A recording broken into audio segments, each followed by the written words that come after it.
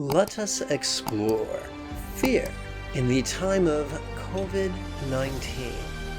This is Lama, Jigme, Gyatso. Welcome to Meditate Like a Jedi.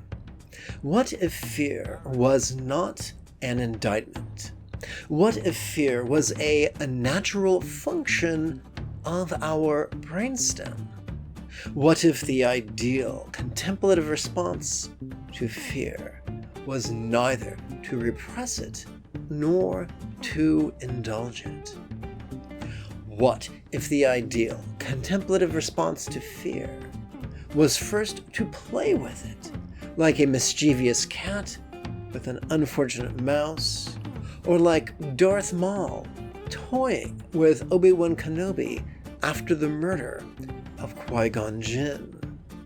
Let us play with our fear by noticing our circumstance where fearful situations play out, by noticing our bodies where we feel our fear, by noticing our communication, verbal language, body language, facial expressions, the way we communicate to others, as well as our own inner Rod Serling. By noticing our mind's coarse emotions and intentions and calculations and recollections and imaginings, and also by noticing our mind's subtle perceptions of sensation and flavor and scent and sound and sight, as well as mind itself. Let us notice all these things, not actively, but passively, not analytically, for that is nothing but our controlling tendencies masquerading behind the camouflage of our pseudo-intellectualism.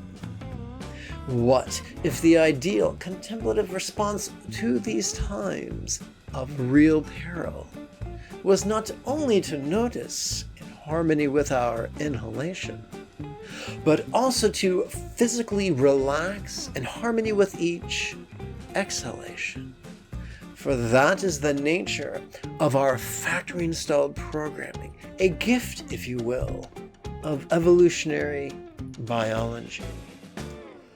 For by cooperating with our neurology and physically relaxing even just a little bit in coordination with each exhalation, we could observe our mind releasing its grasp, as if our circumstance, both actual and potential, were a heavy bowling ball slathered in coconut grease and slipping inevitably through our two palms.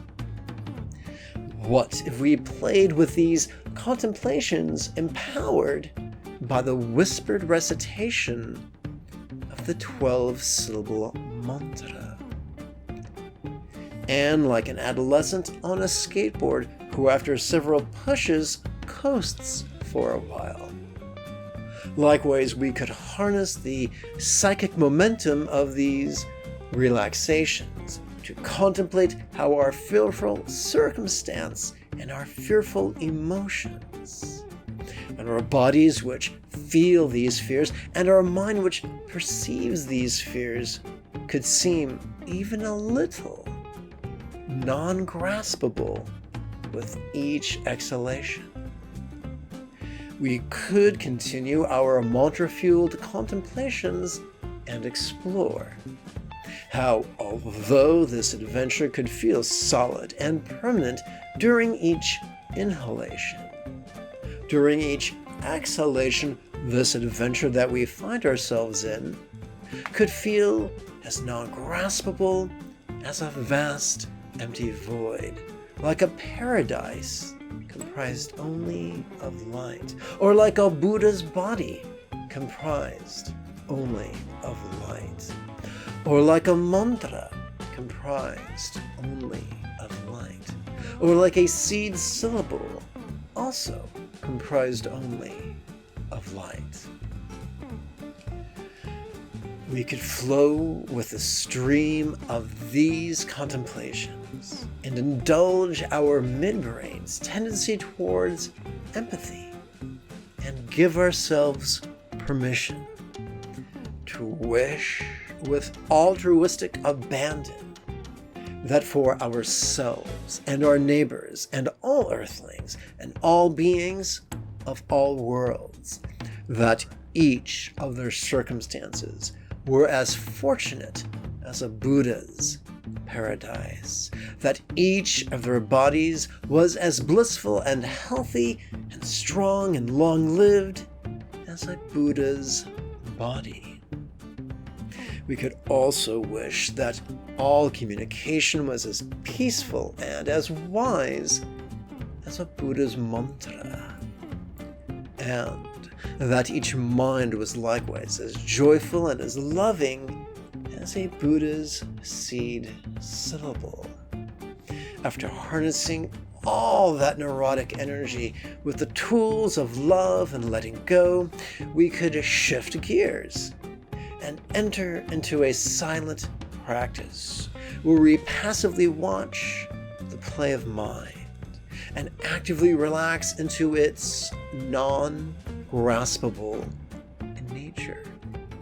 We could do that and simply sit for 10 or 20 or 30 or even 40 minutes.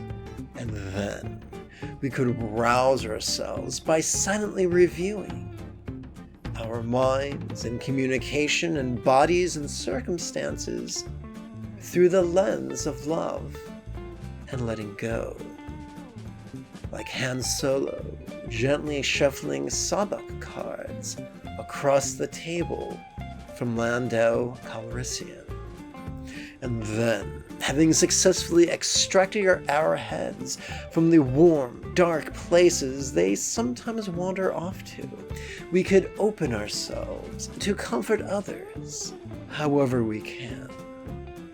This is why we explore the Buddha's contemplation and compassion, that we, like Obi-Wan Kenobi, might meditate like a Jedi.